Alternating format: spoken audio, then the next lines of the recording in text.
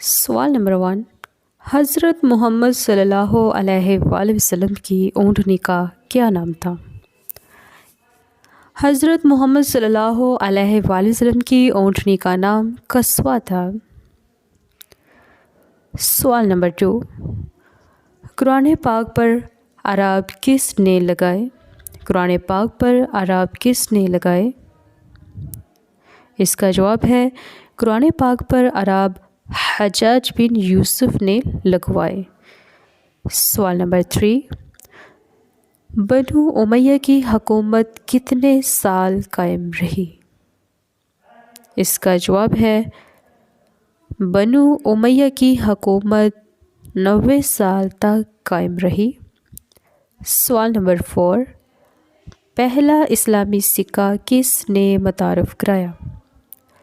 پہلا اسلامی سکہ کس نے متعارف کرایا؟ اس کا جواب ہے عبد الملک بن مروان نے پہلا اسلامی سکہ متعارف کروایا۔ سوال نمبر 5، محمد بن قاسم نے سندھ پر کب حملہ کیا؟ اس کا جواب ہے محمد بن قاسم نے 712 میں سندھ پر حملہ کیا۔ اگر آپ ہمارے چینل میں نئے ہیں تو ہمارے چینل کو سبسکرائب کیجیے اور ویڈیو کو لائک کیجیے تاکہ آپ تک ہماری ویڈیو بآسانی سے پہنچ